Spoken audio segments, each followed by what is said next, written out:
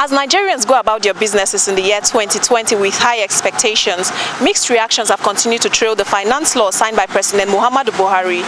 And the Money Line with Nancy Crew is out here on the street to get the perspective of Nigerians across different sectors of the economy. I will be speaking with residents here in the Federal Capital Territory to get their thoughts on the new finance law and if at all they know the details of the act. Let's find out.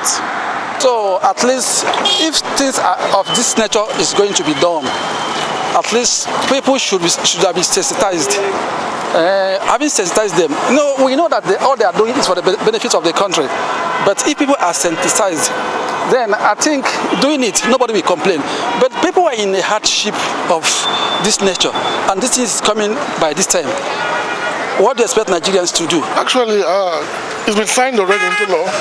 So what do we do? Let's wait and see how the market will respond to it. That's the only thing we can do now, just to be patient about it. All these things end in the hand of the poor masses. So they have to look at the economic advantage of it. Nothing, we are not producing anything. Everything comes from abroad. And before you add VAT, subsidy and all these things will be higher. Nigeria are not right for that.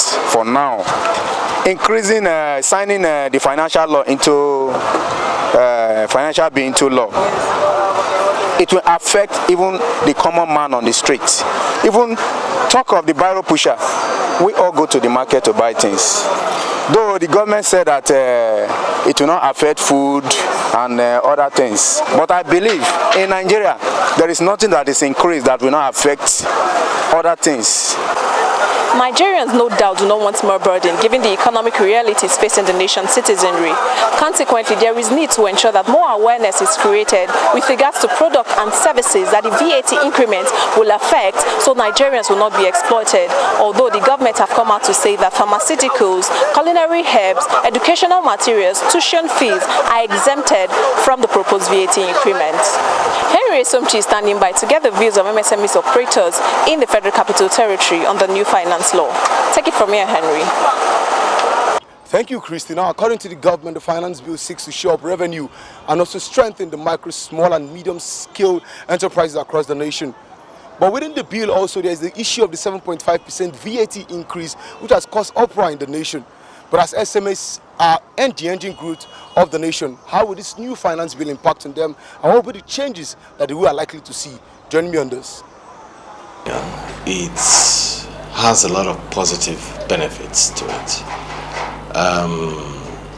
Because, first of all, we're trying to encourage small business, MSMEs.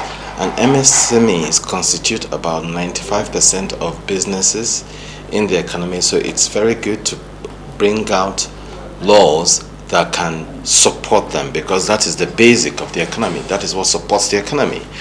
Now, the tax burden on them, correct, should be reduced, because if you're earning, your total turnover is below 25 million, then I think if any tax is put on your company, then it will be too much burden and you might run out of business. It's difficult, right? Because it's your customers already used to paying a certain sum, and having them, to shift a different price point, you might end up losing customers. But sometimes it's a difficult choice you'd have to make in Nigeria, because maintaining your prices mean you're killing yourself. Increasing your prices means you're losing customers, which you might somewhat survive. So we'd have to increase. We are all forced to increase, quite frankly. Thank you so much. Now we've heard from major MSME operators in Nigeria that the finance bill is being welcomed with great optimism.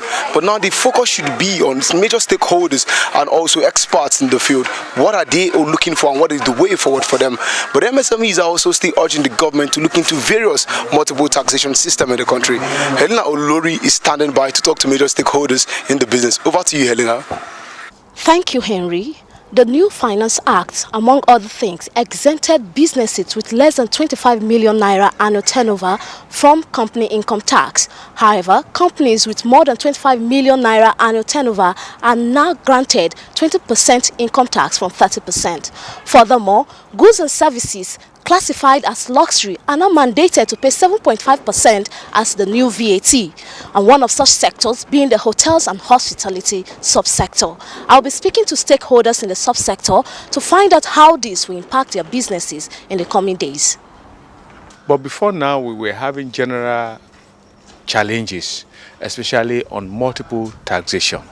We have a barrage of taxes that has been a problem for us, and we have been working hard with various state government and federal government agencies to see how we can harmonize these taxes. Because these taxes, however, reduces the bottom line of every business operation. The bottom line is the net profit. If the return on investment is not encouraging, I am very sure that most people will not want to invest in our sector. But with what is going on now, we are going to sit down and look at it and see what strategies we can adopt to be able to survive the challenges that we are facing. We are not unaware that the federal government is seriously in need of cash to develop infrastructures across the nation. Some of this infrastructure have direct impact on our sector. The bottom line is that we must bear part of the increment. That's what it comes to be. We must bear it.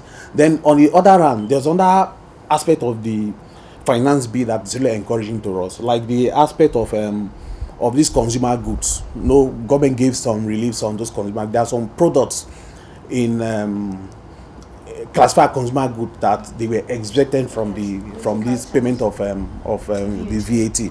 So on that area, definitely we might be able to have reduced cost of operation. So it's a two-way thing. So at the end we are supposed to marry. Then this now calls for sound cost management by the operators. We the operators, we're able to look into ours and find a way to reduce our cost to the barest minimum. From the responses of experts here, it is obvious that these taxes are inevitable, especially as the new law seeks to reduce regressive taxation and raise revenue for the government to implement the 2020 budget. However, the federal government have been urged to put in place the right policies and infrastructure to boost Nigeria's economy for inclusive growth. Helena Olori, on behalf of the crew, reporting for Moneyline with Nancy.